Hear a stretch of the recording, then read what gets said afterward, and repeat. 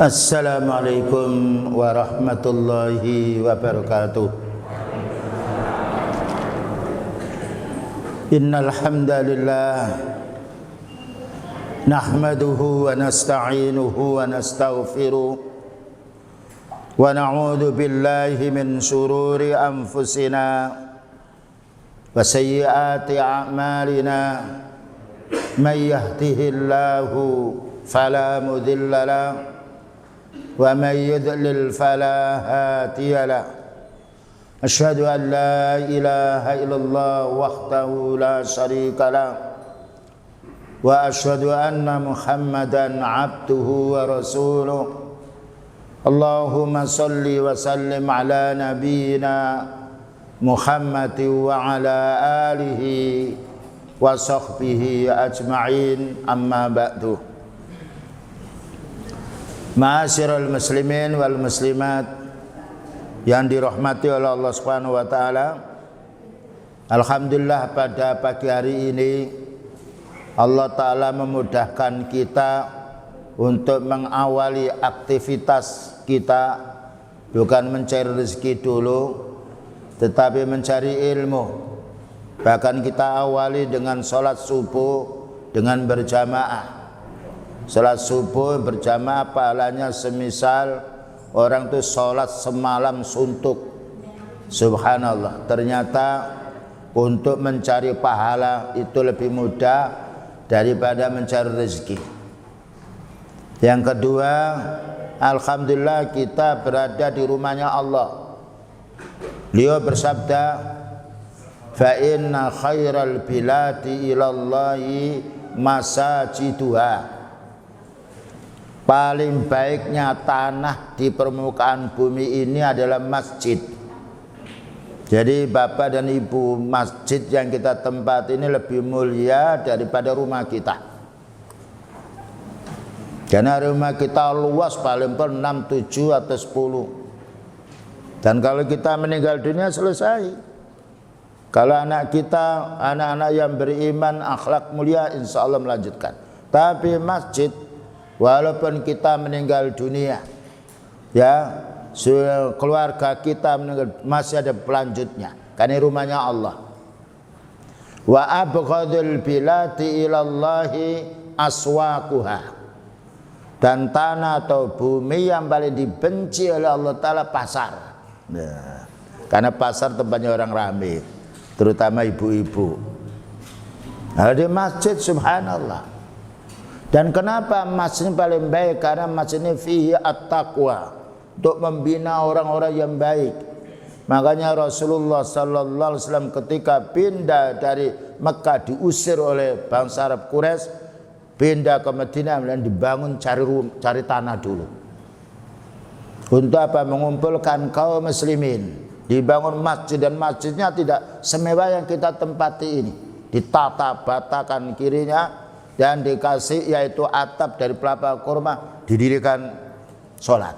Subhanallah. Dan kita alhamdulillah pakai AC dan semuanya sudah siap. Ini nikmat yang harus kita syukuri.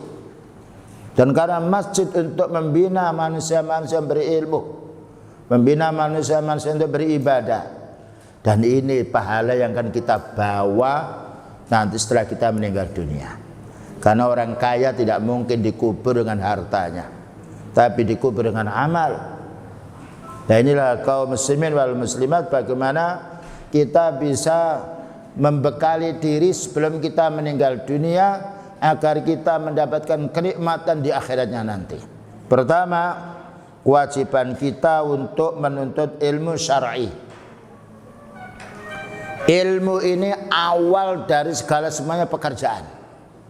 Bayangkan orang arsitek, dia sebelum bangun dilihat dulu ini lokasinya bagaimana, kedalaman tanah gimana, tanah di gambus apa, tanah ini tandus yang lainnya. Ilmu dulu. Kemudian direncanakan ini mau membangun berapa tingkat, besinya gimana, campuran semennya bagaimana. Nah, itu ilmu dulu, bukan langsung dibangun. Jika urusan dunia kita peroleh bapak dan ibu dengan ilmu, orang itu kaya karena dia memiliki ilmu tertentu. Beda dengan orang yang tidak tahu. dia pekerjaannya nyapu jalan yang, tapi kalau orang punya ilmu dunia, maka dia bisa mengembangkan dan bisa meraih dunia itu. Tapi kalau kita meraih dunia yang banyak, yang kita rasakan hanya sedikit. Kita punya rumah 5, 10, yang kita tempati berapa? 1. Punya mobil 15 yang dipakai 1, tidak mungkin 15 kita pakai terus. Tapi kalau kita punya amal soleh untuk kita semuanya, karena Allah berfirman, man amila sholihan fali nafsi, barang siapa yang beramal soleh itu untuk dirinya sendiri, bukan untuk orang lain. Nah, ini yang harus kita pahami. Nah, sekarang Bapak dan Ibu, kita akan menjelaskan tentang keutamaan, kemuliaan, manfaatnya menuntut ilmu syar'i. Karena menuntut ilmu syar'i hukumnya wajib. Kenapa? Karena kita beribadah harus pakai ilmu. Menikah harus pakai ilmu. Ya, apapun bekerja, jual beli pakai ilmu, supaya kita diterima oleh Allah Subhanahu wa taala. Nah, kemuliaan ilmu syar'i ini mengalahkan kemuliaan ilmu dunia. Karena ilmu dunia kalau kita sudah mati selesai. Kecuali ilmu dunia ini untuk pengembangan din. Nah, ya, dicari ilmu dunia itu untuk mengembangkan din, baru bermanfaat. Maka Allah berfirman di dalam surat Al-Mujadilah nomor 11. Silakan yang punya Quran bisa melihatnya. Ya, apalagi sekarang ada Android yang lainnya. Kita bisa mendownload kitab-kitab para ulama sunnah. Demikian juga aplikasi Quran yang lainnya.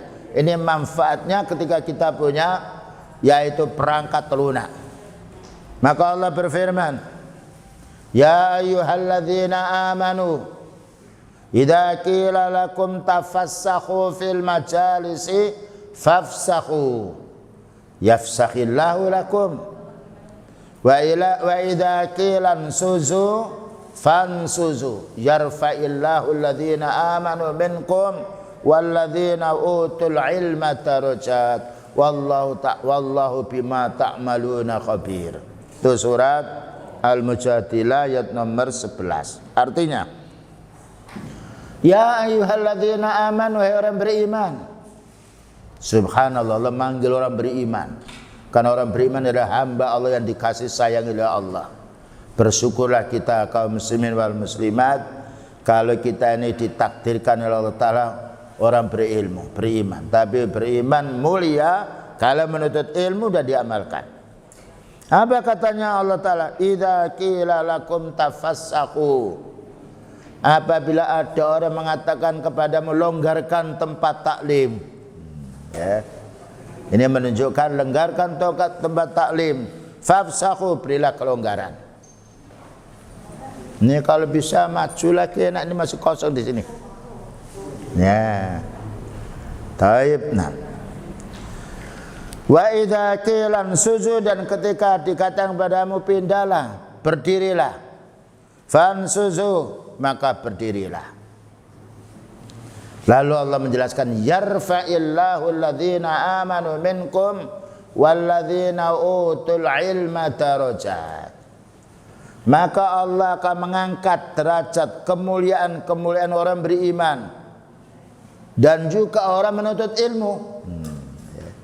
Siapapun yang ingin diangkat derajatnya oleh Allah Ta'ala, menjadi orang yang tenang hidupnya di dunia dan mendapatkan surga di akhirat, pertama harus menjadi orang beriman. Yang nomor 2 menuntut ilmu. Yang nomor 3 diamalkan ilmu itu.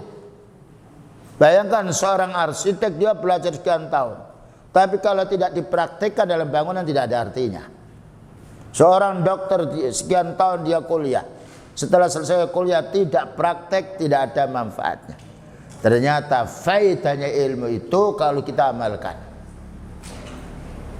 Dan mengamalkan ilmu lebih berat daripada hanya sekedar mencari ilmu. Berapa banyak orang ketika mencari ilmu tidak diamalkan. Tetapi apabila kita mencari ilmu din, kita amalkan, ini keutamaan orang. Maka Allah Ta'ala tidak mengangkat derajat seorang melainkan dengan imannya dan dengan ilmunya yang diamalkan. Nah, ini prinsip yang harus kita pahami.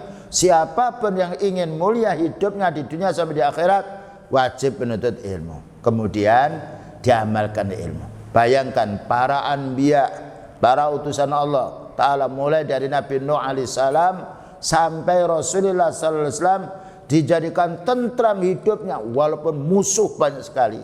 Karena apa? Karena ilmu. Karena Allah Ta'ala membela, melindungi hambanya yang berilmu, melindungi hambanya yang beramal soleh. Bayangkan yang memusuhi para nabi banyak, tapi kalah Fir'aun dengan Nabi Musa. Bayangkan Nabi Musa tidak punya senjata pengikut semisal Fir'aun, tapi Allah Ta'ala memuliakan Nabi Musa karena menyampaikan ilmu, beramal soleh. Lihat Nabi Ibrahim alaihissalam kalah Raja Namrud.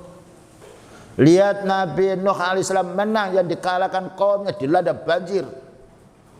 Dan ini bukti sejarah itu akan berulang kepada kita semuanya kalau kita betul-betul berpegang kepada dinul Islam. Cuma kita menyampaikan ilmu, menyampaikan dakwah, mesti ada hambatan. Sebagaimana para anbiya, jangan berharap kita mulia sebelum sengsara. Jangan berharap kita menjadi orang kaya sebelum kita miskin. Jangan berharap kita akan mendapatkan ilmu sebelumnya kita bodoh, baru menuntut ilmu. Tantangan untuk menuntut ilmu syar'i banyak sekali, tapi Allah yang menolong. Allah berfirman, ya ayyuhalladzina amanu in tansurullaha yansurkum. Wahai orang beriman, apabila kamu menolong agama Allah, aku akan tolong. Dan itu sudah janji Allah. Tidak ada para anbiya yang tidak ditolong oleh Allah, karena mereka melaksanakan perintahnya Allah Ta'ala itu. Sekarang makna yaitu ilmu. Ya. Ilmu ini sebagaimana yang dijelaskan oleh Syekh Muhammad Ibn Utsaimin rahimahullah ta'ala, ulama sunnah yang baru saja meninggal dunia, yang subhanallah fikihnya, ilmunya yang banyak sekali. Beliau mengatakan bahwa ilmu itu adalah mengetahui sesuatu dengan pasti. Loh, ini masjid, itu namanya ilmu. Maka apabila tidak kita ketahui dengan pasti, bukan ilmu, itu dugaan, don, kemungkinan. Ya, jadi makna ilmu itu pengetahuan yang sudah pasti, yang tidak kita ragukan lagi. Ini masjid, itu namanya ilmu.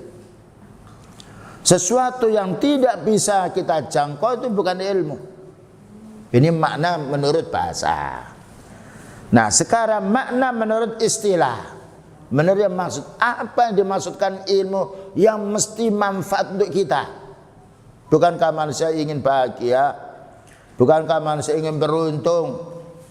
Maka ilmu yang dimaksud sebagaimana dijelaskan oleh Syekh Ibnu Utsaimin rahimahullah ta'ala, yaitu ilmu syar'i, ilmu syariat Islam yang sumbernya Al-Quran dan hadis Rasulullah Sallallahu Alaihi Wasallam. Ini ilmu. Dan Al-Quran itu mulai sejak beliau sampai hari kiamat tidak akan berubah. Inilah bekal yang hendaknya kita bersyukur, harus kita mempelajarinya. Hadis beliau dari mulai beliau sampai akhir zaman tidak akan berubah. Sanadnya, perawinya, siapa yang menyampaikan, ini hadis sahih apa ini hadis dhaif, ditulis oleh para ulama. Itulah jariah para ulama dahulu. Dan kita tidak menjumpai agama lain yang punya pedoman seperti orang Islam. Bayangkan orang Yahudi Tauratnya berubah, orang Nasrani Injilnya berubah, apalagi agama yang lain. Dan kita ini senang kalau kita beribadah tidak mengalami perubahan. Sholat subuh sampai hari kiamat 2 rakaat tidak akan direvisi, tapi peraturan manusia ganti orang, ganti cara. Nah, inilah yang harus kita syukuri. Maka Allah Subhanahu wa taala membedakan kita antara ilmu syar'i dan juga yang lainnya. Allah berfirman, "Qul hal yastawil ladzina ya'lamuna wal ladzina la ya'lamun?"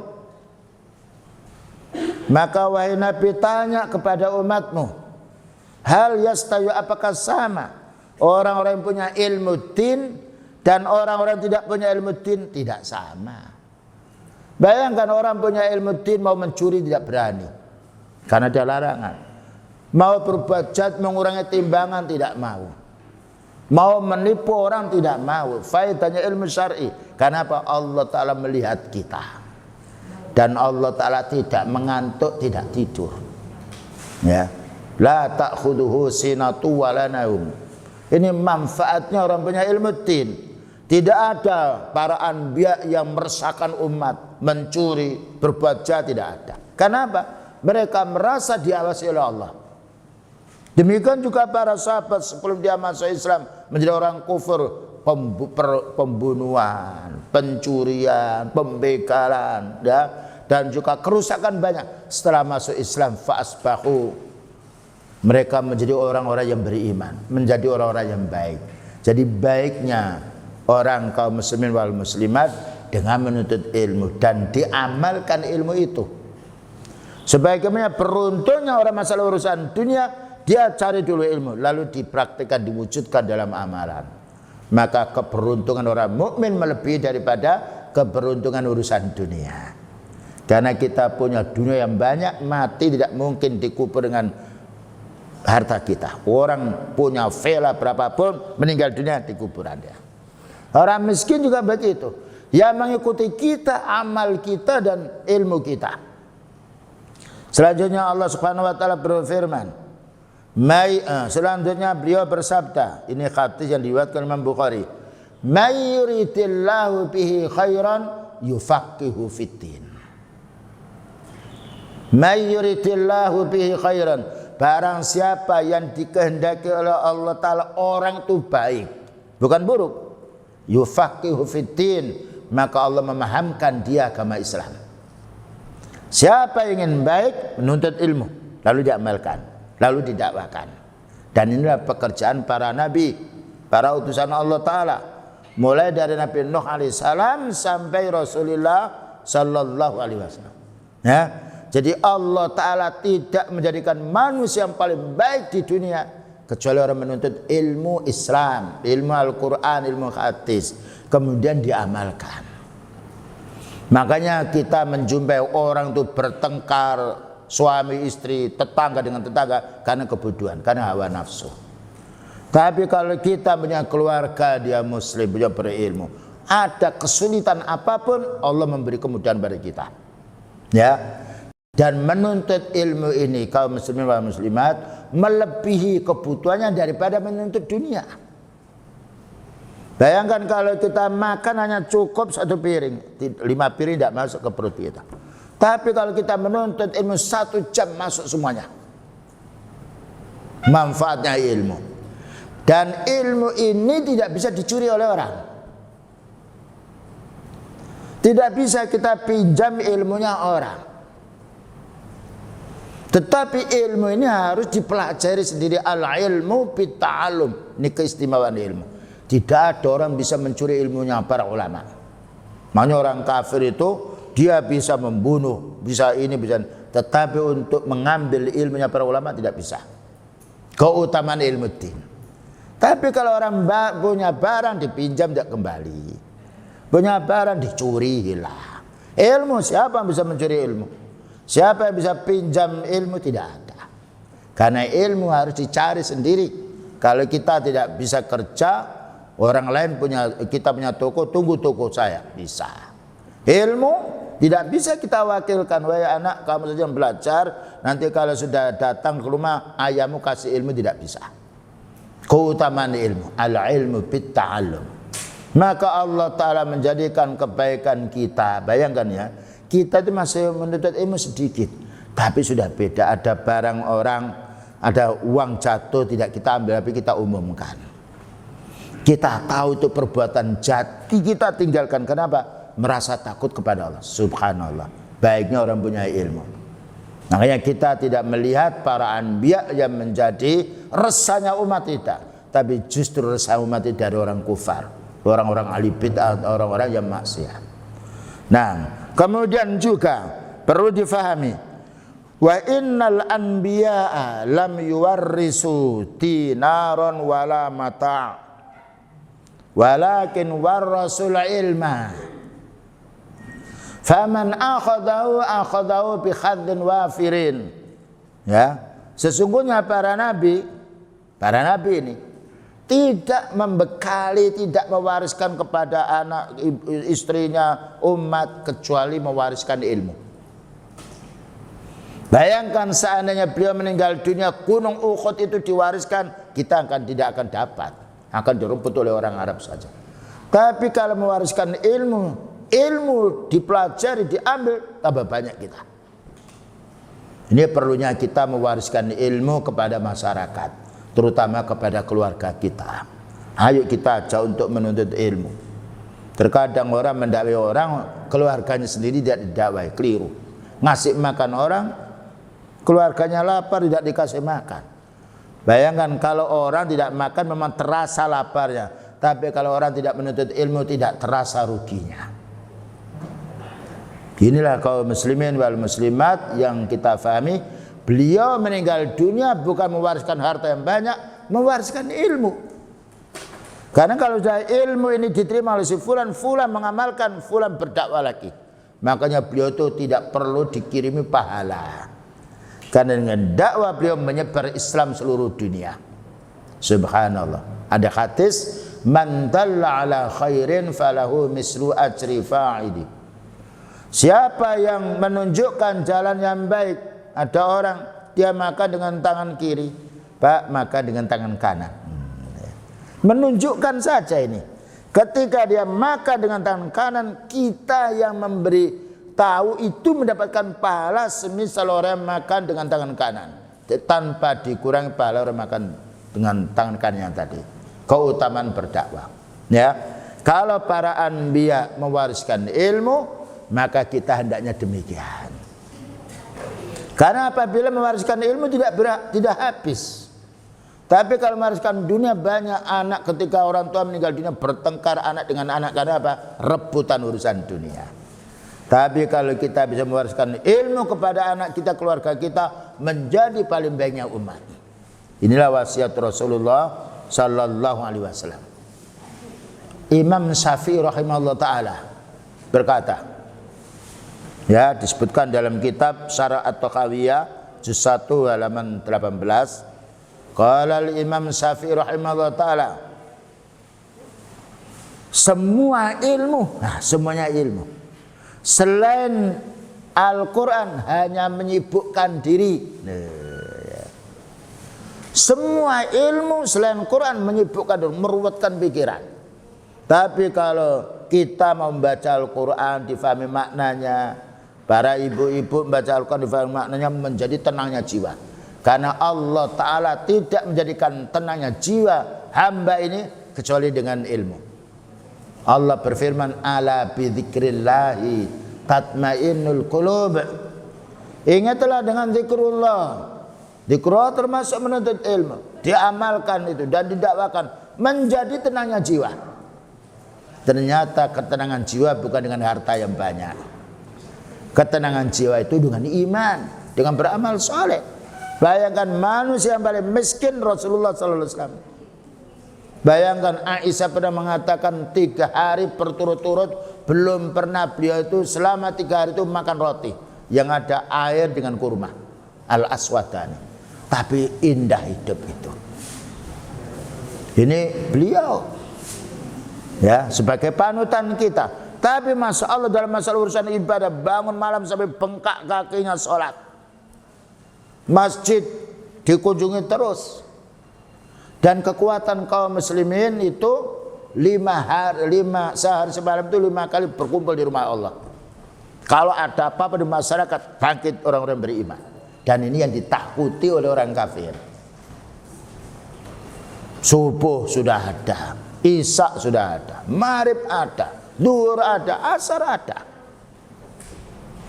Nah inilah yang harus kita bina. Dan alhamdulillah kalau kita punya masjid dan kita datang di rumah Allah, bayangkan kita di masjid ini yang menunggu malaikat. Wa haffat umul malaikah.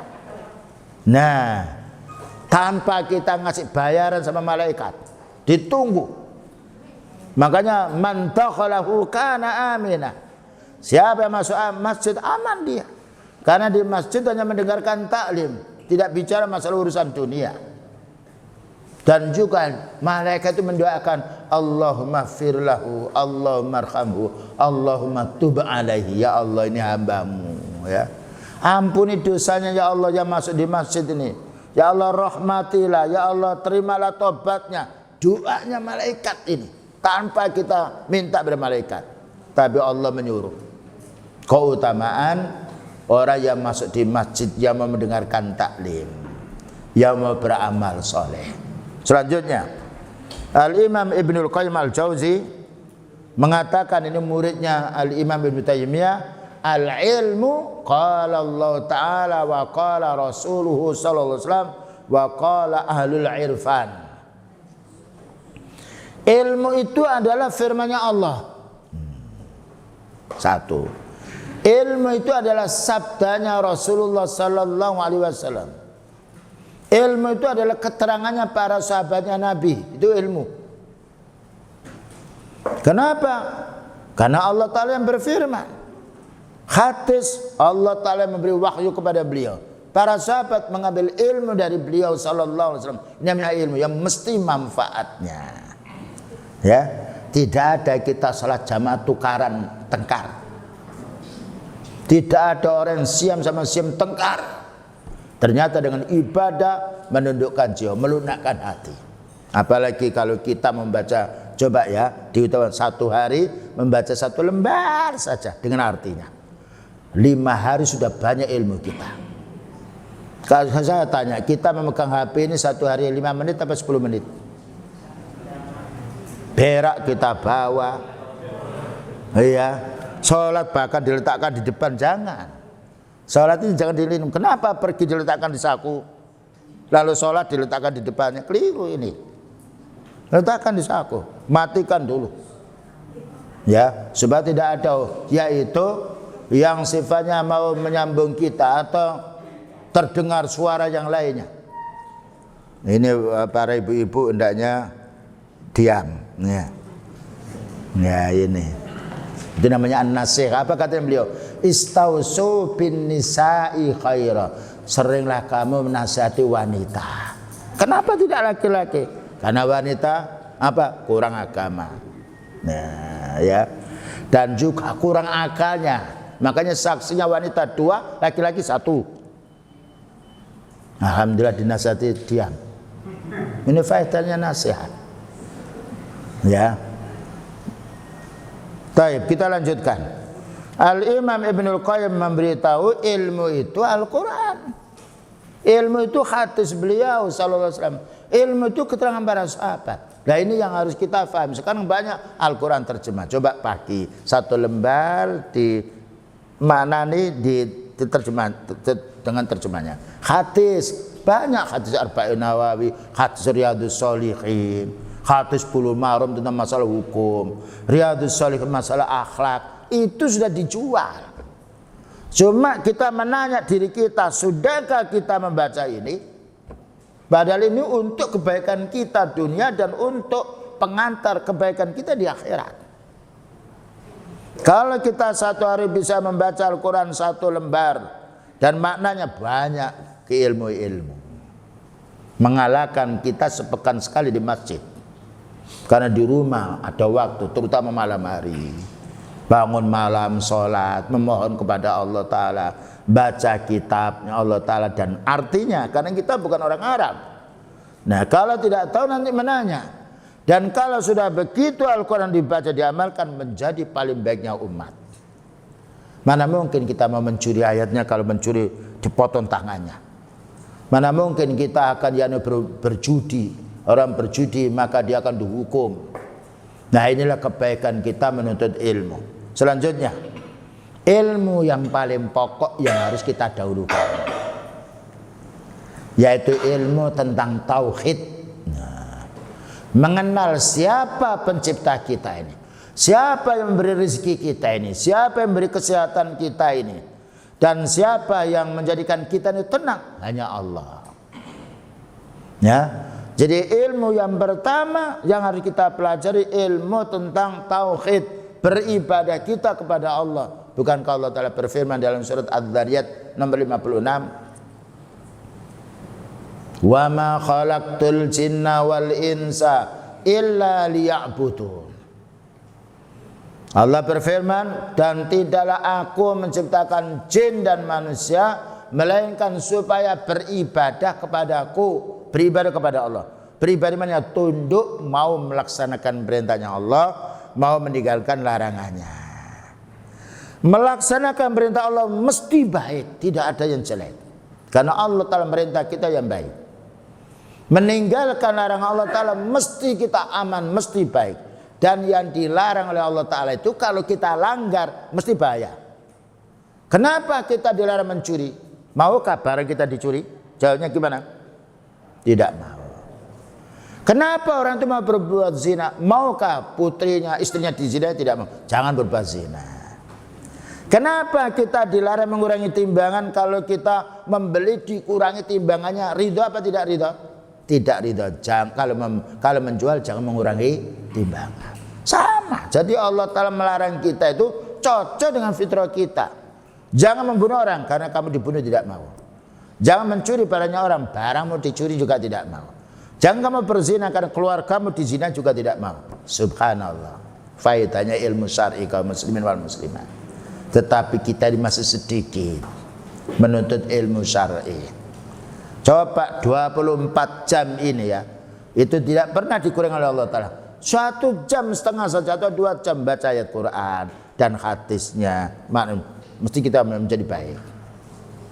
Karena apa? Kebaikan manusia tergantung dengan ilmu dan amal soleh. Selanjutnya pula dijelaskan di sini oleh Allah Ta'ala, fa'lam annahu la ilaha illallah wastaghfir li dzambik. Surat Muhammad ayat nomor 19.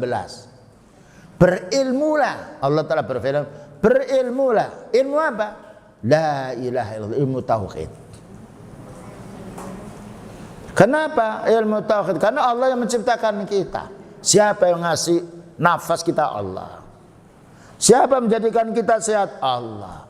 Siapa yang menumbuhkan tanaman? Allah. Siapa yang ngasih air hujan? Allah. Semuanya dari Allah. Bagaimana kita tidak beribadah kepada Allah?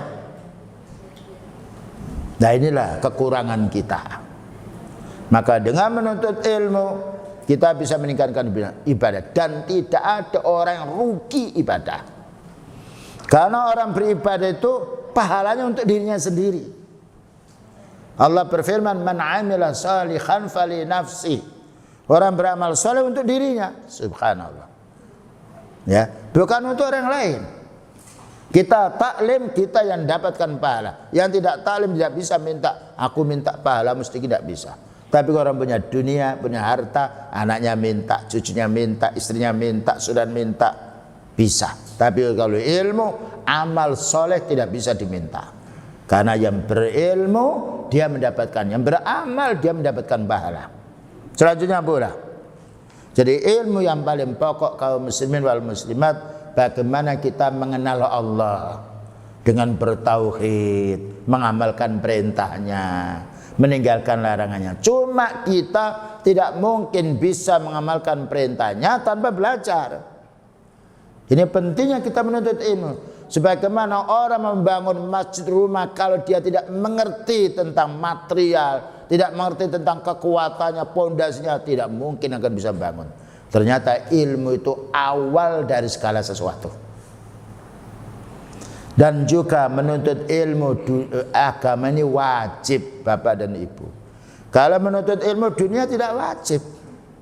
Kalau kita anak kecil kan anak kecil dia. Orang tuanya kaya tidak mencari nafkah tidak apa. Bahkan juga seorang istri tidak wajib untuk mencari rezeki karena kewajiban suami yang menafkahi. Tapi menuntut ilmu din wajib. Dengan dasar hadis, talabul ilmi faridatun ala kulli muslimin. Menuntut ilmu itu wajib menurut ilmu din. Wajib untuk setiap kaum muslimin. Ada muslimatin itu dhaif, tapi yang kuat muslim. Karena orang muslim itu mencakup wanita dan laki-laki. Ya ayyuhalladzina amanu mencakup ya ayyuhal mu'minat. Nah, ini kebutuhan kita Bapak dan Ibu, menuntut ilmu melebihi daripada kebutuhan kita cari rezeki.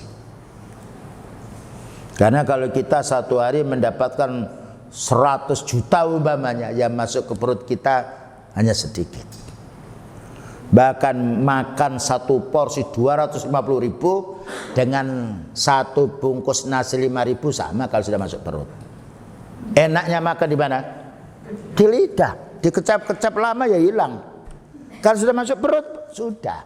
Itu dunia seperti itu. Makan, saya pernah diajak makan lama sekali di Makassar. Saya kira di mana? 1,5 jam itu berjalan cari restoran. Saya ini kemana diajak? Tenang saja Ustaz. Ternyata setelah sampai 1 jam di situ menunggu, maka dimasakkan 1/2 jam lagi. Saya bilang ini loh, makan kita hanya 10 menit, ya sudah penuh perut ini, perjalanan 2 jam. Bayangkan kalau saya tadi dikasih istirahat, alangkah nikmatnya saya bisa membaca ini, bisa membaca itu. Padahal kebetulan kita makan, taruhlah kita nasi saja, tidak ada sayurnya, masuk ke perut Allah yang menghidupkan kita. Sekarang kita tuh makan mewah-mewah, enak-enak. Dulu ketika saya masih umur 10 tahun, kan orang tua tidak mampu, dicarikan isinya mangga, bukan mangganya. Apa namanya itu? Pelok. Dimasak oleh ibu saya. Ketika agak pepet makan, sehat badan. Sekarang sedikit kolesterol, asam urat, darah tinggi. Semua penyakit ini karena makanan. Darah tinggi tidak boleh makan apa? Daging. Kolesterol tidak boleh makan apa? Nah, ya, asam urat, gurih-gurian. Nah, jadi semua penyakit itu karena urusan dunia. Tidak ada penyakit bertambah karena sholat malam, karena sholat jamaah, karena taklim, tidak ada. Itu yang kita pahami. Ternyata bencana yang menimpa pada fisik kita ini karena berlebih-lebihan urusan dunia. Makanya Allah Ta'ala berfirman, kulu wasrobu wala tusrifu. Makan minum tapi jangan berlebih-lebihan. Tapi masalah urusan ibadah Allah berfirman, wasari'u ila maghfirah. Bersegeralah untuk mencari pengampunan. Bersegeralah ibadah. Tapi masalah urusan dunia kita batasi. Karena memang kebutuhan kita dunia itu hanya sedikit. Cuma tomak kita yang banyak. Bayangkan ibu-ibu ada masuk ke mall ingin beli toples, ingin beli ini indah-indah. Setelah di rumah itu dibiarkan saja. Sebagai hiasan saja, kayak pemandangan umum saja. Ya piring ini dimasuk ke almari tapi hanya tidak dipakai. Itu menunjukkan kebutuhan kita urusan dunia itu hanya sedikit. Cuma nafsu ini yang banyak. Makanya Allah Ta'ala berfirman, innan nafsa la ammaratum bisu.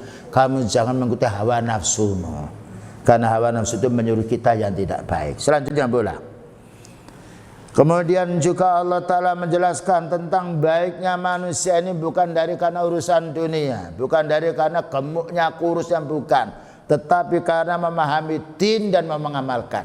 Beliau bersabda, may yuridillahu bihi khairan. Siapa saja hamba Allah Ta'ala yang ditakdirkan menjadi baik, hendaknya yufaqihu fiddin, memahami din. Apa din itu? Islam, Quran, Sunnah. Bukan memahami dunia. Yufaqihu fid dunya, bukan. Yufaqihu fiddin, Allah akan memahamkan agama. Wa inna ma ana qasimun, katanya beliau, saya ini cuma bagi-bagi ilmu. Wallahu yu'ti, sedangkan Allah yang beri ilmu. Walan tazala hadhil umma qa'imatan ala amrillah. Senantiasa umat ini akan melaksanakan hukum Allah Ta'ala. La yadurruhum man khalafahum. Tidak akan memadaratkan orang-orang yang menyelisih orang menuntut ilmu. Bayangkan orang menuntut ilmu dicaci sekarang, dakwah sunnah dicaci. Orang ini radikal yang lain. Orang menuntut ilmu biasa saja. Kenapa? Mereka sudah tahu orang-orang tidak sedang menuntut ilmu akan mencaci orang menuntut ilmu. Bayangkan siapa yang paling baik, yang mencaci atau yang dicaci? Justru yang dicaci. Karena yang dicaci bukan orang pencuri loh. Yang dicaci bukan orang penjahat. Yang dicaci orang punya ilmu. Bagaimana orang punya ilmu dicaci? Dikatakan ini aliran sesat, ini aliran. Datang ke sini Pak, Ibu, tunjukkan aliran tersesat mana. tidak punya dalil, mereka itu hanya ngaco dengan kebohongan. Tapi kita harus bersabar menuntut ilmu, karena makan juga harus bersabar kita. Ya, kalau tidak bersabar kita akan keseretan makan. Segala sesuatu dengan bersabar. Wa in tasbiru, Allah memberitahu, wa in tasbiru wa tattaqu la yadurrukum kaituhum syai'a. Kalau kamu mau bersabar dan tetap bertakwa, semua tipu daya tidak akan bisa menggoda dirimu. Inilah perlunya bersabar, karena kita diuji oleh Allah Subhanahu wa taala. Selanjutnya pula keutamaan yaitu menuntut ilmu syar'i. Sumbernya wahyu Allah. Lain dengan ilmu dunia. Ilmu dunia selalu berubah. Dulu ada kaset, sekarang kaset tidak laku. Dulu ada gramofon, sekarang sudah tidak laku. Sekarang ada CD, sekarang pakai USB. Itu dunia begitu. Terus dulu kompor ramai, sekarang tidak laku kompor.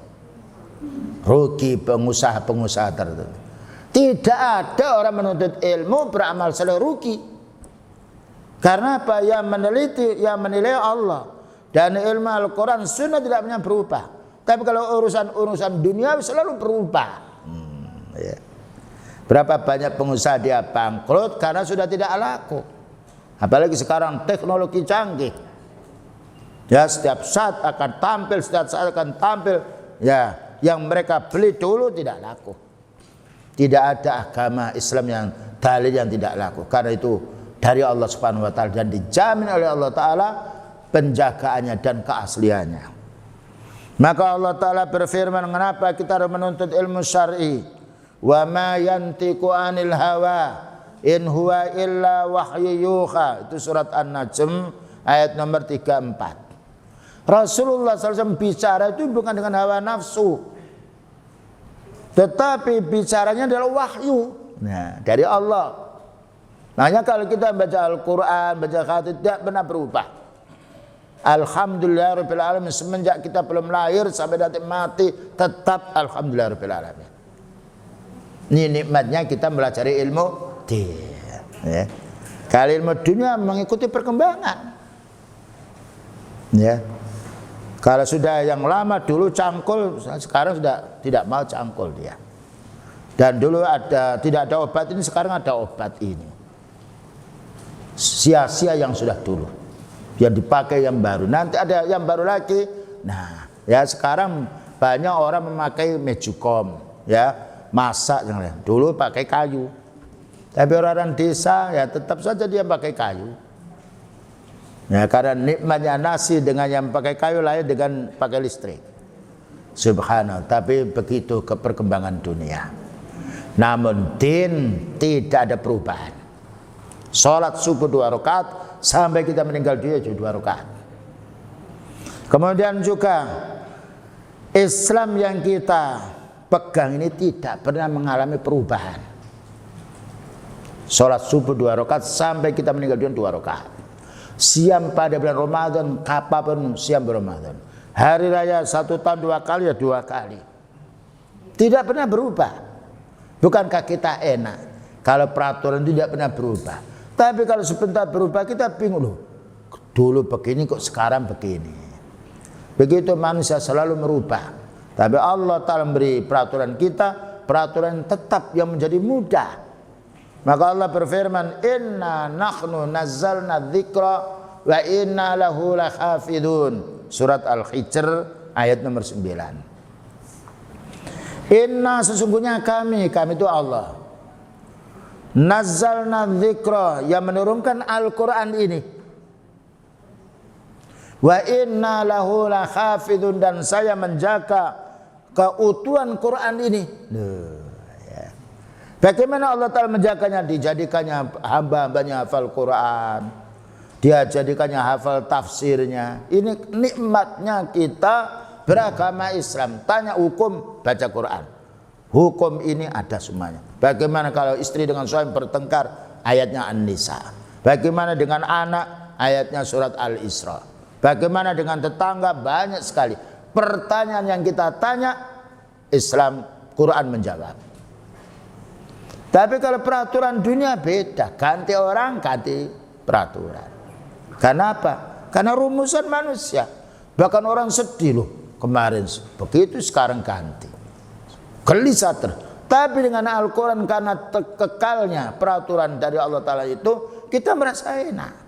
Sholat subuh 2 rakaat tidak akan dirubah menjadi 3, tidak akan dirubah menjadi 4, karena beliau yang menentukan. Sallu kama ra'aitumuni usalli. Sholatlah kamu semisal kamu lihat saya sholat. Inilah kemudian ad-dinu yusrun. Din itu gampang. Bayangkan kalau kita tidak bisa sholat berdiri, sholat dengan apa? Duduk. Kalau tidak bisa duduk, sholat dengan apa? Berbaring. Dah ya. Kalau kita mau masuk pabrik, tidak bisa berdiri, bisanya duduk, diusir apa suruh kerja? Diusir. Apalagi tidak bisa duduk berbaring mau kerja. Loh, kamu di sini duduk berbaring apa kerja? Dimarahi kita. Sudah dimarahi tidak dapat rezeki lagi. Tapi orang yang tidak bisa sholat duduk boleh berbaring. Orang yang stroke dia masih ingat, silakan sholat sesuai dengan kemampuannya. Fattaqullaha mastata'tum. Bertakwalah kamu kepada Allah menurut kemampuanmu. Jadi melaksanakan agama Allah Ta'ala itu lebih mudah. Karena Allah tahu sifat kita. Allah tahu kekuatan kita. Allah tahu apa yang kita mampu. Yang tidak mampu siam boleh tidak siam. Tapi mengganti wanita yang sifatnya hamil, dia tidak mampu siam, boleh mengganti hari berikutnya. Hari berikutnya tidak bisa karena menyusui, boleh membayar dengan fidyah. Tidak bisa membayar fidyah, bebas. Inilah yang dilupakan oleh kita, karena kita ini memang belum banyak menuntut ilmu syar'i. Belum banyak menuntut ilmu syar'i, tapi sudah yang dibaca video, yang dibaca YouTube, bingung kita. Islam itu radikal, akhirnya kita tidak mau sholat. Tapi kalau kita baca Al-Quran, dijamin ketenangan jiwa kita. Inilah pentingnya kita Bapak dan Ibu menuntut ilmu syar'i untuk kebaikan kita semuanya. Selanjutnya, maka Allah Ta'ala berfirman, afala yatatabbaruna al-Quran. Mengapa mereka ini tidak mau memperhatikan, tidak mau memikirkan, tidak mau memahami Al-Quran? Surat An-Nisa 82 itu. Nah, kita ini dalilnya Quran, bukan katanya Bapak, bukan katanya saya, tapi Quran. Karena kita sudah bersyahadat, beriman rukun iman dan mengimani Al-Quran, mengimani hadis beliau. Maka Allah berfirman dalam surat An-Nisa ayat nomor 82, afala yatatabbaruna al-Quran. Mengapa mereka tidak mau berpikir, memperhatikan makna Quran itu? Ini pertanyaan, menunjukkan kita harus memahami Quran ini. Walau kana min indi ghairillah. Seandainya Quran itu bukan dari Allah, la wajatu fihi ikhtilafan katsira. Mesti akan terjadi perbedaan pendapat. Tapi karena Quran yang dari Allah, tidak ada yang berselisih. Bayangkan kalau ada manusia membaca Quran salah, saudara kita menegur, bukan itu salah. Spontan Allah Ta'ala beritahu hambanya, tegur saudaramu itu. Inilah kenikmatan kita berpegang pada Al-Quran. Karena Allah yang menciptakan manusia, Allah yang berhak mengatur kita. Saya tanya, sepeda motor itu buku panduannya dari pabrik timah apa dari orang yang sifatnya yang kerja di pertanian? Saya tanya itu. Jadi buku panduan sepeda motor ini dari pabrik timah apa dari yaitu orang-orang yang kerja di pertanian? Tidak semuanya. Berarti dari mana? Dari yang mengeluarkan sepeda motor. Nah, kita ini siapa menciptakan kita ini? Allah. Yang mengatur kita Allah. Bagaimana manusia yang menciptakan Allah lalu diatur oleh manusia? Hancur. Bahkan yang mengatur itu melanggar sendiri. Tapi kalau kita diatur oleh Allah, Allah Maha tahu kemampuan kita. Tidak bisa sholat dengan berdiri, sholat dengan duduk. Tidak bisa zakat, menerima zakat. Inilah kebaikan Islam yang masih banyak kita lupakan. Pentingnya kita kaum muslimin dan muslimat menuntut ilmu, terutama di rumah ya. Siapkan kasih yaitu waktu ini waktu untuk tidur. Kalau tidur kita biasanya 1 jam atau 2 jam. Lebih dari 2 jam, bahkan dia mengatakan 8 jam. Sekarang berapa menit kita baca Al-Quran? Tanya diri kita sendiri. Berapa kali kita memegang HP melihat macam-macam, dan berapa kali kita melihat Al-Quran dan membacanya? Ini harus kita studi banding. Lihat, pakai kalender. Ini tadi saya sedang masak, ini saya sedang kerja di luar, ini sholat kita 5 waktu itu tidak ada 3 jam. Tapi kadang-kadang ngobrol kita lebih banyak. Padahal malaikat ini selalu mencatat kita. Ma yalfidu min qaulin illa ladaihi raqibun atid. Satu kalimat yang kita baca ini malaikat mencatat. Yang baik dicatat malaikat yang kanan kita, yang jelek dicatat oleh sebelah kiri kita. Dan itu nanti akan ditimbang besok hari kiamat.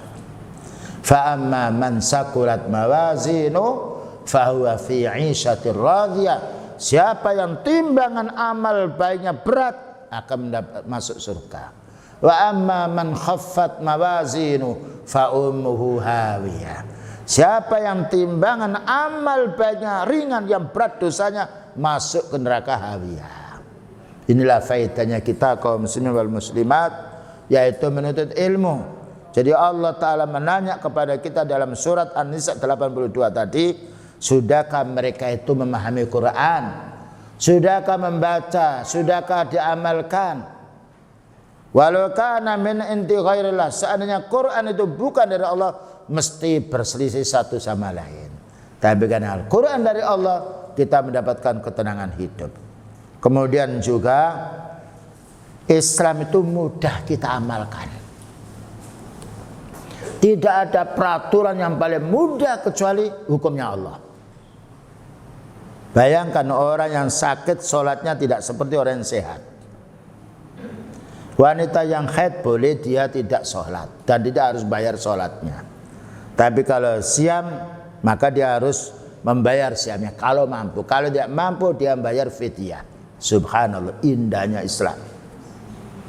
Allah Ta'ala berfirman, memberi penjelasan kepada kita, beliau bersabda, innatina yusrun. Agama Islam itu mudah. Bayangkan kalau kita ini lupa atau salah, dihukum oleh Allah apa tidak? Tidak. La ta'khudhuhu sinatu wala nawm. Maka Allah Ta'ala tidak menghukum kita kalau kita kelupaan atau tidak tahu. Tapi kalau hukum manusia kita tidak tahu, kena hukum. Ini peraturannya sudah diatur, Pak. Bapak melanggar, tidak ada maaf bagimu. Tapi Allah memaafkan kita. Bayangkan dosa apapun yang kita lakukan, kalau kita mau istighfar, Allah mengampuni. Karena innallaha yaghfiru dzunuba jami'a. Allah mengampuni semuanya dosa. Baik mana peraturan Allah untuk kita dengan peraturan manusia. Kita pertimbangkan sendiri. Ternyata kita kepada Allah Ta'ala dimudahkan oleh Allah. Kita lupa tidak dihukum. Tapi kalau lupa sholat, ingat wajib sholat. Ya. Kalau tidak ingat, tidak dihukum kita. Karena kita tidak ingat. Bayangkan orang gila tidak kena hukuman. Anak kecil tidak kena hukuman dia. Kalau sudah balik, akalnya sehat, dan dia bisa berikhtiar, diperintahkan ibadah. Kalau dia tidak sehat, akalnya tidak diperintahkan ibadah. Ini kebaikan Allah Ta'ala kepada kita. Mestinya kita harus bersyukur kepada Allah. Selanjutnya pula, Islam yang kita pelajari ini sudah sempurna. Berbeda dengan peraturan manusia. Peraturan manusia ganti orang, ganti. Islam tidak perlu ada pergantian karena sudah sempurna. Bayangkan, ini air sudah sempurna. Kalau ditambahi bagaimana? Tumpah. Dikurangi berarti tidak sempurna. Nah, Islam sudah sempurna, tidak perlu dirubah. Tidak perlu adanya revisi lagi. Tidak perlu adanya diganti karena sudah sempurna. Bayangkan kalau kita punya mobil baru membeli, bahannya sudah sempurna semuanya ya. Ini aki-aki yang baik, tidak perlu aki yang baik diganti. Tidak perlu ban yang baru diganti, sia-sia. Tapi kalau itu rusak baru diganti. Nah, Islam dijelaskan oleh Allah Ta'ala di dalam yaitu ayatnya, Al-yawma akmaltu lakum dinakum wa atmamtu alaikum ni'mati wa raditu lakumul islama dina. Hari ini maknanya hari Arafah, tempat kumpulnya orang sedang haji. Akmaltu, turun ayat, aku telah sempurnakan lakum untukmu hai hambaku. Apa itu dinakum, agamamu ini. Jadi Islam itu agama sempurna, membahas masalah buang air. Nah, buang air ini dibahas dalam Islam. Agama yang lain tidak ada. Buang air apa tata caranya buang air? Kita kalau mau masuk baca doa apa? Allahumma inni a'udzubika minal khubusi wal khaba'is. Kaki mana dulu? Kiri. Menghadap kemana? Nah, menyelisih menghadap kiblat, tidak boleh menghadap kiblat. Bolehkah kita bicara di WC? Tidak boleh. Keluar kaki mana dulu? Kanan. Baca apa? Ghufranaka. WC ke WC ini. Pahala itu. Masuk masjid kaki mana dulu? Kanan. Membaca doa apa? Allah maftah li apa? Tapi manusia banyak banyak makan tidak lupa, masuk masjid lupa. Nah ini. Kalau orang karena apa? Makan terasa dia. Karena apa? Setan itu tidak senang dengan orang-orang beriman, mau dilupakan. Makanya kita harus selalu zikrullah, ya. Masuk masjid, keluar masjid, ya. Bagaimana kita adab kita di masjid, ada semuanya. Nah, masuk rumah, keluar rumah, bertemu kita dengan istri kita, semuanya diatur.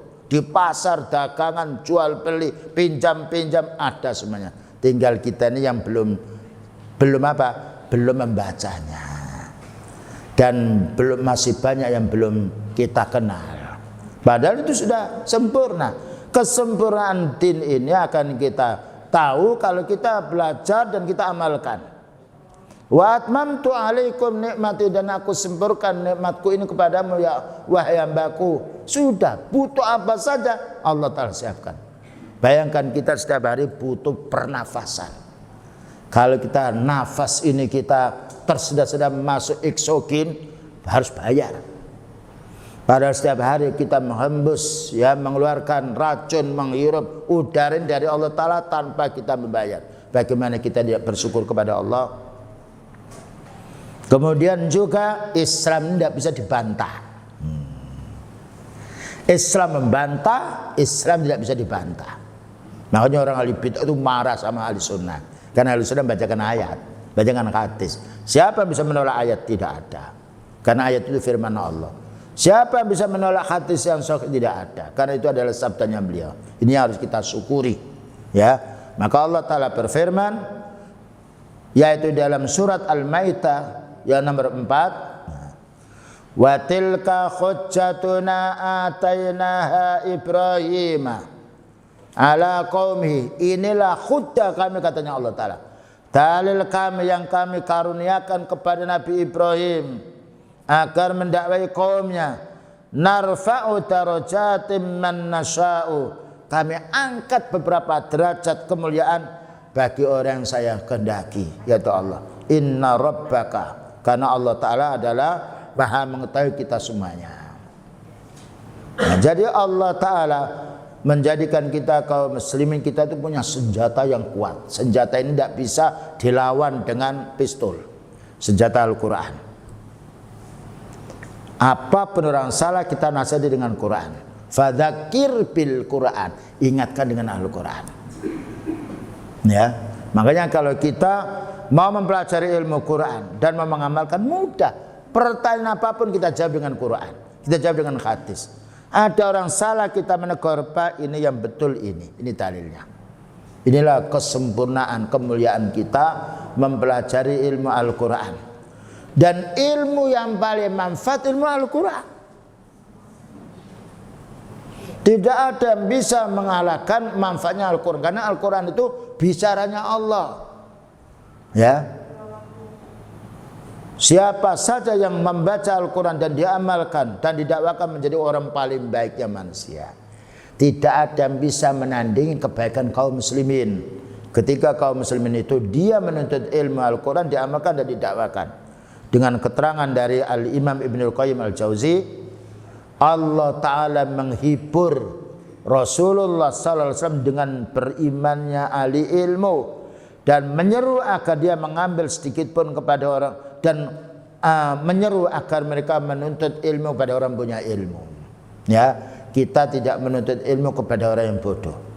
Kita menuntut ilmu kepada orang punya ilmu. Sebagaimana Rasulullah SAW menuntut ilmu kepada siapa? Malaikat Jibril. Malaikat Jibril dari siapa? Allah. Para sahabat menuntut ilmu dari siapa? Rasulullah SAW. Begitu seterusnya. Dan ilmu-ilmu dulu itu sudah dibukukan.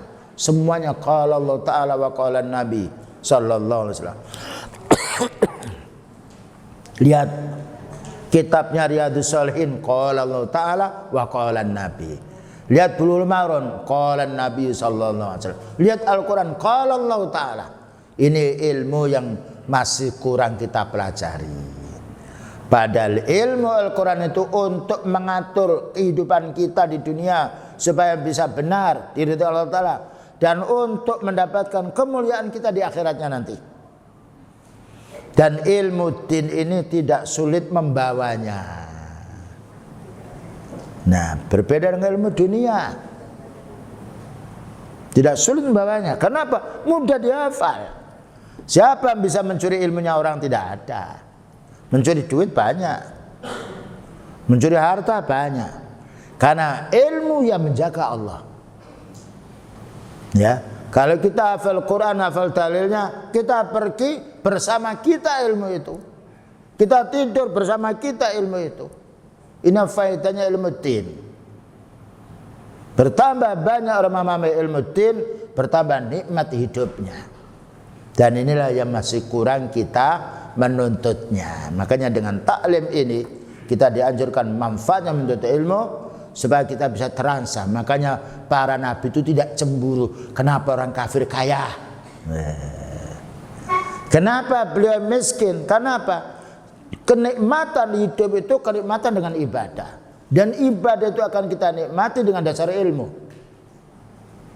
Para sahabat miskin yang punya baju 2 rangkap itu 1-2, tapi subhanallah ibadahnya mengalahkan yang lainnya.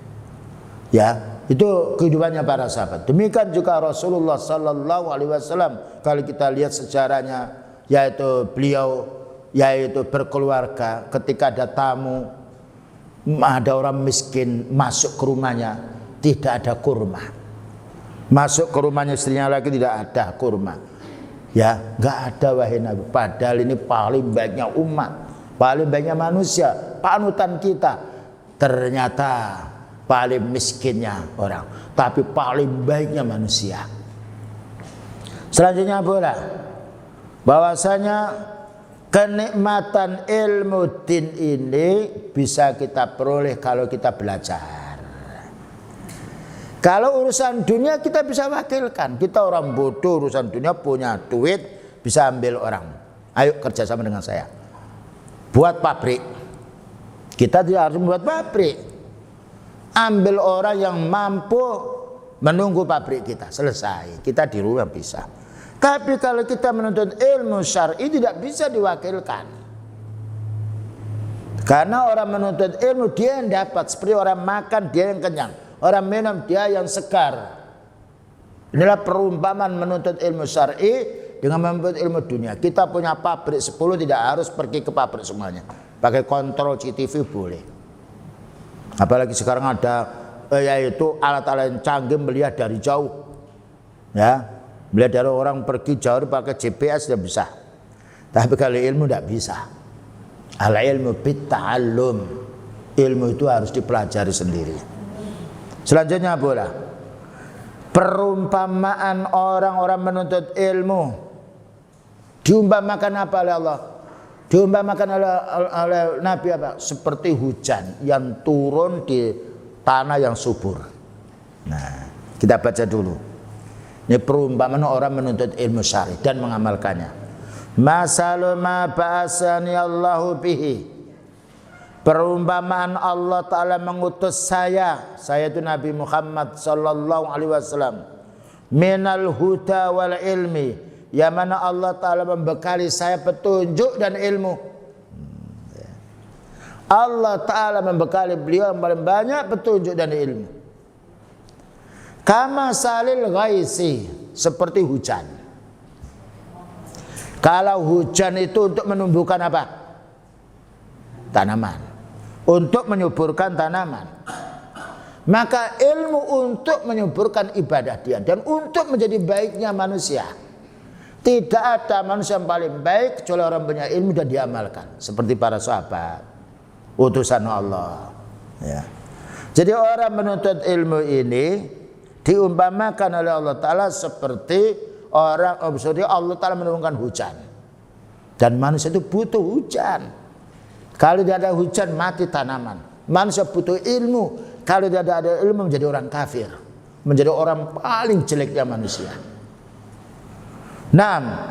Fakana asaba ardon, hujan itu menimpa kepada tanah. Fakana minha naqiyatun, ada yang hujan itu turun di tanah-tanah yang subur. Qabilatil ma, bisa menampung air. Fa'ambatatil kalau, tumbuh rumput-rumputan. Ya, dan tumbuh tanaman-tanaman. Ini manfaatnya hujan.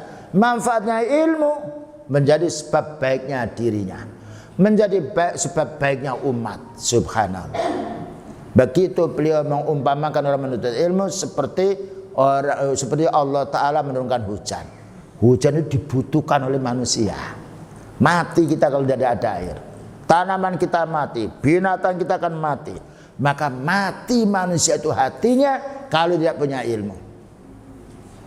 Subhanallah, begitu perumpamaan yang Allah Ta'ala berikan kepada kita semuanya.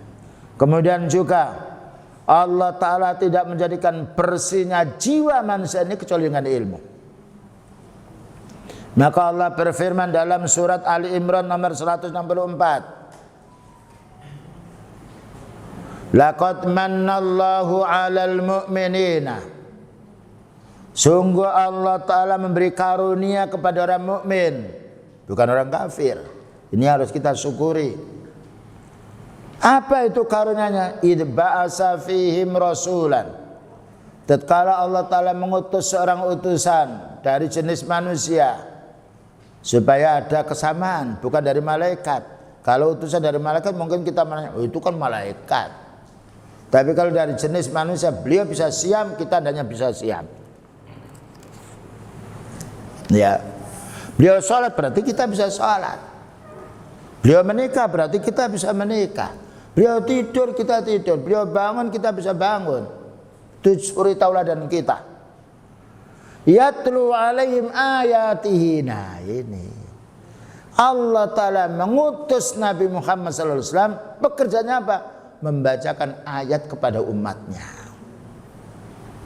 Nah kalau kita sebagai pengikutnya beliau harus membacakan ayat kepada anak kita. Seorang suami membacakan ayat kepada istrinya biar bermanfaat. Jadi kita kadangkala di rumah itu hanya masalah urusan dunia saja. Mana waktu untuk belajar bersama? Mana waktu untuk menasihati keluarga kita? Kalau kita menasihati di masjid paling ya sepekan sekali. Bayangkan kalau kita makan sepekan sekali gimana? Lapar apa kenyang? Lapar, mati kita. Matinya jasad itu lebih ringan daripada matinya hati. Jika kita setiap hari makan menjadi badan kita sehat, setiap hari menuntut ilmu menjadi paling baiknya umat. Wa yuzakihim, dan beliau berusaha untuk membersihkan jiwa-jiwa orang ini dari hawa nafsunya dengan bacakan Al-Quran. Wa yu'allimuhumul kitaba wal hikmah, dan Rasulullah SAW mengajarkan kepada kita ini Al-Quran dan hadis. Ini perlunya taklim yang disampaikan bukan berita dunia, bukan perkembangan ekonomi yang disampaikan. Qala Allah Ta'ala wa qala Nabi sallallahu alaihi wasallam. Karena bekal untuk memperbaiki umat dan menjadi bekal untuk ketenangan jiwa ketika di alam kubur. Karena di alam kubur kita ditanya oleh malaikat apa? Hartamu berapa? Bukan. Punya rumah berapa? Bukan. Ya, pekerjaanmu apa? Tidak. Yang ditanyakan 3. Apa itu pertama? Man rabbuka? Siapa penciptamu? Nah, berarti Allah. Bagaimana kalau kita ditanya tentang Allah kalau kita tidak bertauhid? Nah, tidak, man rabbuka, siapa Rabbmu, siapa yang kamu sembah? Kalau orang munafik mengatakan la adri, dikepuk oleh malaikat, menjerit, semua binatang mendengar, tinggal manusia tidak mendengar. Ya, nomor 2 apa pertanyaannya? Waman nabiyuka, siapa nabimu? Kalau kita tidak pernah membaca hadisnya, dia tidak bisa menjawab. Ya, ini pentingnya kita menuntut ilmu syar'i dari firman Allah, sehingga apabila kita ditanya oleh malaikat, siapa yang kamu ibadahi? Allah, karena kita bertauhid. Siapa nabimu? Nabiku Nabi Muhammad SAW, karena teringat terus membaca hadisnya. Yang nomor 3 apa? Wa madinuka, apa agamamu? Agamaku adalah Islam. Islam itu sumbernya Al-Quran dan Sunnah.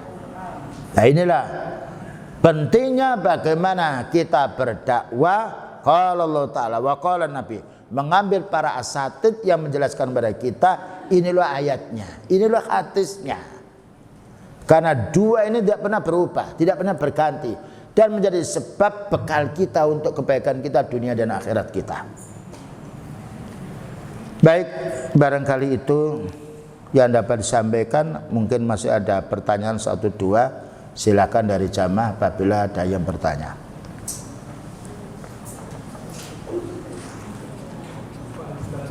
Ya, yang keras nggih.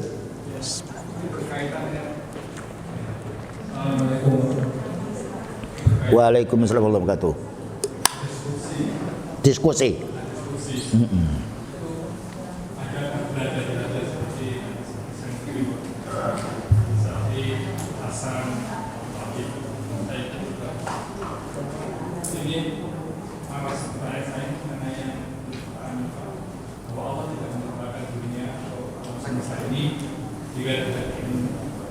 Kok gak dengar saya ini? Nah, gitu. Diulang lagi. Singkat-singkat saja, Pak. Diskusi. Diskusi. Apakah ada Hasan, ada yang dhaif. Ya. Terus pertanyaan berkaitan dengan satu-satu dulu ya. Ya.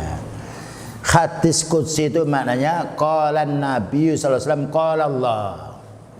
Berkata Nabi lalu berkata Allah. Cuma hadis qudsi ini ada yang lemah, ada yang sahih. Ya, yaitu yang pandai meneliti adalah ahli hadis. Dan hadis qudsi itu jumlahnya sedikit, tidak banyak. Jadi itu bedanya dengan Al-Qur'an. Kalau Al-Qur'an itu lafadznya dan yang bicara Allah. Kalau hadis qudsi ini maknanya yang membacakan adalah Nabi Muhammad SAW. Qala Allah, tapi yang membacakan Nabi. Jadi itu bukan redaksinya, bukan bicara Allah, tapi pemahamannya yang disampaikan oleh Rasulullah SAW. Ini Allah Ta'ala bicara. Makanya hadis qudsi itu ada yang lemah dan dhaif. Lain dengan Al-Quran. Al-Quran itu mutawatir, maknanya jumlah yang menyampaikan Quran dari kita itu banyak sekali, sehingga tidak mungkin ada Quran yang lemah, yang dhaif, yang maudhu, yang dusta, tidak ada. Itu satu. Terus berkaitan dengan syubhat dan ya, penciptaan semesta alam tidak tercipta jika tidak ada Nur Muhammad. Sebenarnya sekarang ini tidak ada apa? alam semesta ini tidak tercipta jika Allah tidak menciptakan Nur Muhammad itu tadi. Dengar ya. Nur Muhammad. Nur Muhammad. Ya, ada diskusi yang Dari mana Nur Muhammad? Allah Ta'ala itu menciptakan Nabi Muhammad SAW dari bapak dan ibu. ya, maksud saya syubhat ini beredar gitu. Alam semesta ini tidak diciptakan kalau tidak ada Allah menciptakan Nabi Muhammad. Seolah-olah tergantung gitu. Sudah. Sekarang saya tanya, Nur dulu apa Muhammad dulu yang lahir? Nabi Muhammad itu diciptakan bukan dari cahaya. Seperti kita dari bapak dan ibu. Bapaknya siapa namanya? Abdullah. Ibunya namanya Aminah. Lahir beliau. Bapaknya kufur, ibunya kufur. Beliau diangkat oleh Allah Ta'ala menjadi nabi. Bagaimana dijawabkan nur? Yang dijawabkan dari nur itu siapa? Malaikat. Jadi tidak ada Nur Muhammad. Cari Al-Quran tidak ada Nur Muhammad. Yang ada An-Nabi sallallahu alaihi wasallam, yang ada Rasulullah sallallahu alaihi wasallam. Nah, inilah perlunya kita memahami. Tidak ada segala sesuatu kecuali Nur Muhammad. Mana dalilnya? Kalau Allah menciptakan kita dari mani, dari bapak dan ibu, ada. Walladzi khalaqakum min turabin. Allah menciptakan kamu dari yaitu tanah. Summa min nutfatin, dari mani. Summa min alaqatin, lalu manis menjadi segumpal darah. Ya, kemudian menjadi segumpal daging. Summa yukhrijukum tifla, lalu Allah Ta'ala mewujudkan anak kecil. Ada dalilnya semuanya. Dan itu tidak bertentangan dengan ahli bedah. Ahli kandungan bidan, Bu, ini umurnya sudah 3 bulan. Nah, ya. Kalau sudah 120 hari bergerak, dikasih oleh Allah Ta'ala nyawa, bergerak. Kalau sebelumnya belum. Makanya yaitu pertama kalau belum haid itu berarti darah itu mengental, membeku. Nanti kalau sudah 40 hari dia haid berarti nanti menjadi segumpal daging. Dan itu hadis yang bicara, tidak berselisih dengan medis. Nanti kalau sudah umur 120 hari bergerak dia. Oh, ini apa katanya? Ibunya ini adikmu ini loh, sedang olahraga di perut ini. Nah, jadi mana mengatakan bahwa Allah Ta'ala sebelum menciptakan sesuatu itu diciptakan Nur Muhammad? Tidak ada dalil. Kita bicara kalau tidak ada dalil tidak boleh. Arsitek pun juga harus dalil punya banyak. Pak, ditanya dulu, diuji. Seorang jadi dokter pula ditanya dulu. Inilah perlunya kita membaca Al-Quran, membaca hadis Rasulullah SAW, karena itu dalil yang kuat. Tafadhol. Ada lagi yang ditanyakan? Jadi Nur Muhammad tidak ada. Cari hadis Quran tidak ada. Kalau tidak ada berarti tidak ada. Ya. Assalamualaikum warahmatullahi wabarakatuh. Waalaikumsalam warahmatullahi wabarakatuh. Ustaz, kalau tanya orang yang membaca Al-Quran tapi belum tahu maknanya, apa itu bisa memberi syafaat pada hari kiamat? Orang baca Al-Quran tidak tahu maknanya hanya ada 2 pahalanya. Man qara'al Qur'ana wa yatata'u wa huwa alisakun falau ajrani. Siapa membaca Al-Quran yang megap-megap belum terampil, apalagi tidak tahu maknanya, 2. Ya, 1 dipahala dengan membacanya, yang nomor 2 dipahala dengan kesulitan dia membaca. Tapi kalau membaca Al-Quran difahami maknanya, manfaatnya banyak. Karena kita itu bukan orang Arab, Al-Quran itu bahasa Arab. Dan paling gampang mempelajari bahasa Arab. Santri kita apalagi yang putri-putri 4 atau 5 tahun baca kitab gundul itu bisa. Bahasa Arab itu tanpa harokat. Ternyata mempelajari Al-Quran dan hadis itu lebih mudah daripada bahasa Inggris, daripada bahasa Belanda yang lainnya. Karena Al-Quran kalamullah. Fa inna astaqal hadisi kitabullah. Paling banyak bicara kalamullah. Wa khairal hadi Muhammadin sallallahu alaihi wasallam. Paling banyak petunjuk-petunjuknya beliau. Jadi kita hendaknya membaca Al-Quran ini faham maknanya. Khatam 30 juz tapi tidak tahu, sehingga jatuh kepada syirik, jatuh kepada bid'ah. Ya, dan kita membaca Al-Quran itu tidak boleh cepat-cepat. Warattilil Qur'ana tartila. Bahkan Ibnu Mas'ud itu membaca ayat 10 berhenti dulu sampai faham dan diamalkan. Ini sahabat yang sudah mengerti bahasa Arab, baca 10 ayat difahami lalu diamalkan, baru ganti. Sekarang enggak, baru putar dari juz ayat dari Fatihah sampai An-Nas. Kadang-kadang sehari semalam habis, tapi tidak tahu maknanya. Ya, Jadi kita kewajiban, dan sekarang itu ada bahasa Indonesia diterjemahkan. Ya, kalau kita tidak tahu ilmu urusan kedokteran, sekolah kedokteran, maka kita bagaimana tidak mempelajari Al-Quran, itu kalamullah. Inilah kelemahan kita. Kadang-kala sudah umur 80 belum bisa membaca Quran. Bagaimana memahaminya? Ya, mumpung sekarang Allah Ta'ala masih memberi kesempatan kita hidup, mari kita jadwal baca Quran. Kalau lama-lama baca Quran itu menjadi hafal. Dan nanti dibaca dengan artinya, subhanallah. Ya, coba 1 bulan saya dulu, 1 jam tulis di sini, ini jam sekian saya membaca ini. 1 bulan kita akan mendapatkan banyak hukum-hukum. Bisa menasihati keluarga kita, anak kita, tetangga kita. Pak, tidak boleh makan dengan tangan kiri. Oh, ini mana terlihat? Ini ayatnya. Tidak boleh orang itu berbuat zina, karena berbuat zina belum menikah maka dicambuk 100 kali, diusir. Tidak boleh mencuri, kalau sudah 1 gram dipotong tangannya. Loh. As-sariqu was-sariqatu faqta'u aydiyahuma. Pencuri laki-laki perempuan maka potong tangannya kalau dia sudah balik, akalnya sehat, tidak dipaksakan. Ya, dan dia mengambil dengan kehendaknya sendiri, baru dihukum. Tidak ada pencuri, tidak ada orang berbuat jahat. Nah, inilah faedahnya. Kalau ayat itu hanya kita baca, kita hanya dapat 2, yaitu mendapatkan pahala dari bacaan itu saja. Tapi kalau kita fahami maknanya, subhanallah. Cuma orang beramal soleh memang digandakan 10 sampai 700. Tapi kalau kita bisa memahami, kenikmatan beda sendiri. Bayangkan, faham, kita tahu bahasa Indonesia, manfaatnya banyak, kita bisa interaksi dengan teman kita. Tapi kalau kita bisa baca Al-Quran dan memahami maknanya, sebetulnya mudah. Cuma kita ini kapan gitu loh. Ya, urusan dunia sudah kita pelajari semuanya, urusan din, padahal ini untuk kebahagiaan di akhirat. Inilah kekurangan kita. Makanya kaum muslimin wal muslimat, upayakan kita punya jadwal. Tidur ada jadwalnya, makan ada jadwalnya, kerja ada jadwalnya. Sudahkah ada jadwal untuk baca Al-Quran? Termasuk orang dalam mobil bisa juga baca Al-Quran. Ya, digendong anaknya sambil menyusui bisa baca Quran. Tidak ada yang kesulitan bagi kita. Wallahu a'lam. Yang lain.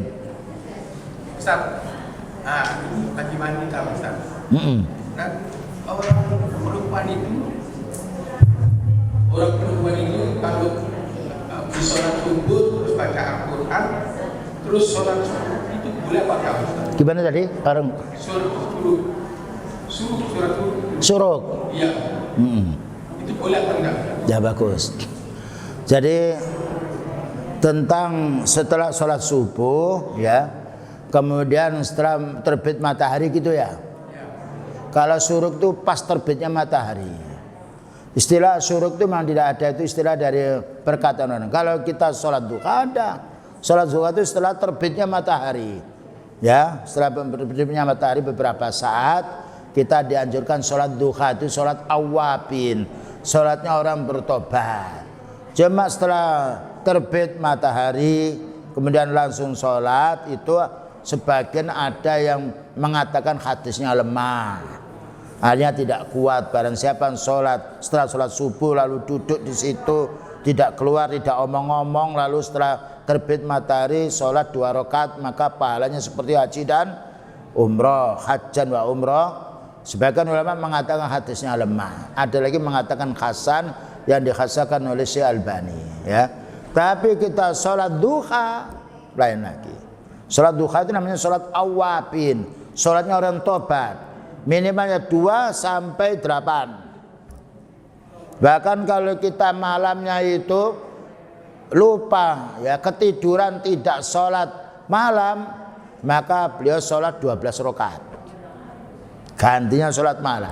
Kalau sholat malam minimalnya 1 rakaat, paling banyak 11 rakaat. Itu keterangan dari beliau.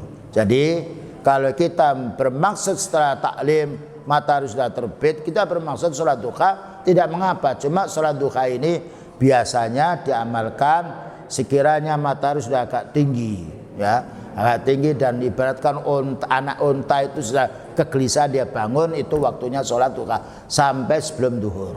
Wallahu a'lam.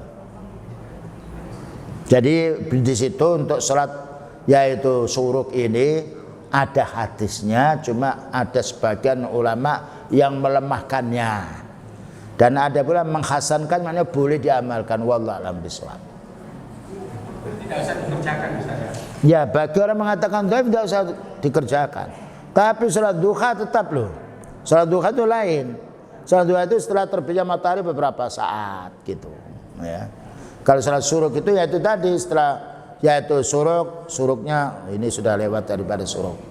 Ya, sholat duha lain dengan sholat suruk. Sholat duha itu yaitu tidak pernah ditinggalkan oleh beliau.